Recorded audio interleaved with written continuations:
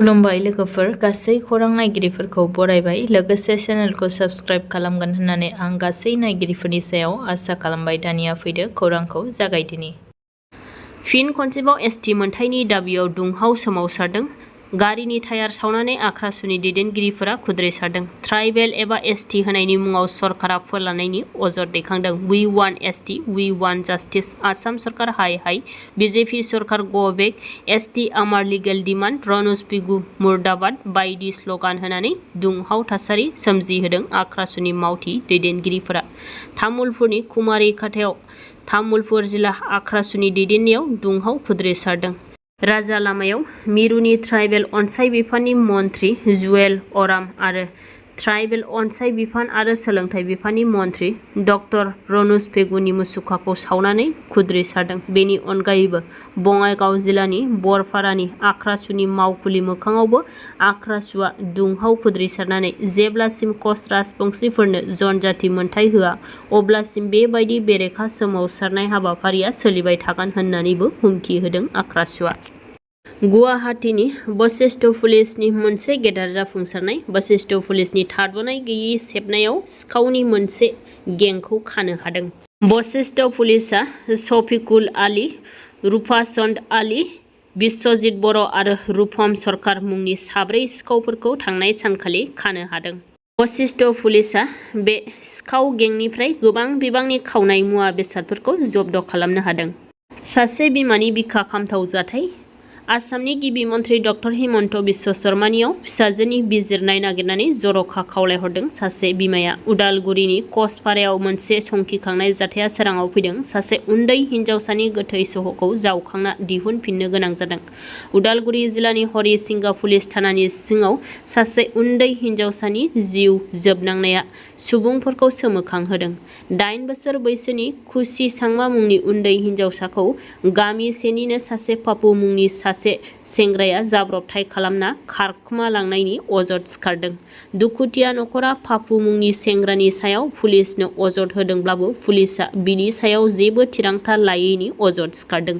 आथिखालाव उन्दै हिन्जावसानि गोथै सह'खौ जावखांनानै पस्टमर्टम खालामनो थाखाय तेजपुर मेडिकेल कलेजाव लांनाय जादों होननानै मोनथिनो मोननाय जादों।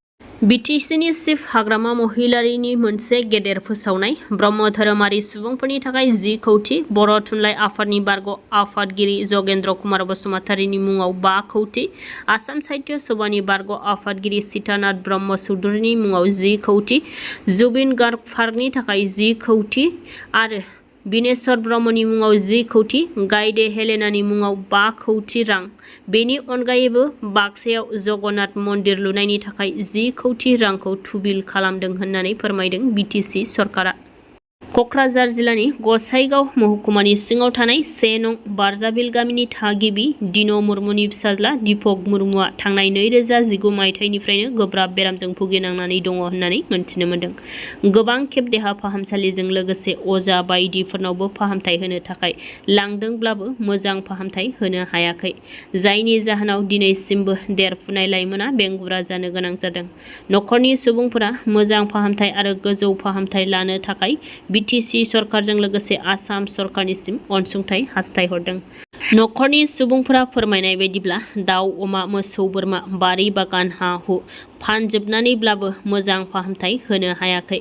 लोगोसेनो दिनैसिम गोबां खेब भिसिडिसि चेयारमेन, मेम्बार, एमएलएफोरनाव अनसुंथाइ मोननो खौरां लादोंब्लाबो अनसुंथाइ मोननो हायाखै आरो रावबो खौरां लाफैयाखै होननानै दुखु फोरमायदों नखरनि सुबुंफोरा।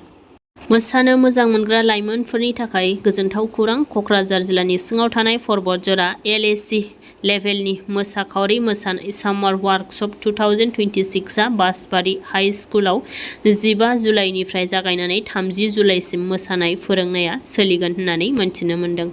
आसाम सरकारनि कालचार एफेयार्स बिफाननिफ्राय बिथोन हरनाय बायदियै कक्राझार जिल्ला 5 नं पर्बतजरा एलएसि बियाबनि सिङाव थानाय बासबारि गोजौ फरायसालियाव सिख्रि सिख्ला मोसाखावरि हानजानि बानजायनायजों बड' फक डान्सखौ बिथा खालामनानै थांनाय साननिफ्राय थाखो 6 निफ्राय जागायनानै थाखो 12 सिम गासै फरायसुला आरो फरायसुलिफोरखौ लानानै जागायबाय मोसाखावरि मोसानाय फोरोंनाय मावबादा सामार वार्कशपआ।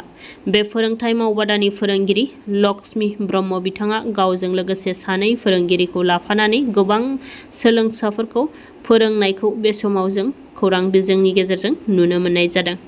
मख'नो गोनांदि फरायनायजों लोगोसे मोसानाय, मेथाइ रोजाबनाय, फेशन बायदि बायदि सोलोंथाइ लानानैबो गोबां सुबुंफोरा जिउआव जाफुंसार जानायखौ जों नुनो मोनबोगासिनो दङ।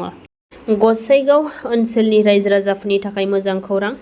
PND गसाइगाव इन्टेरियर डिलारखौ थांनाय सानखालि बेखेवनानै होनाय जाबाय।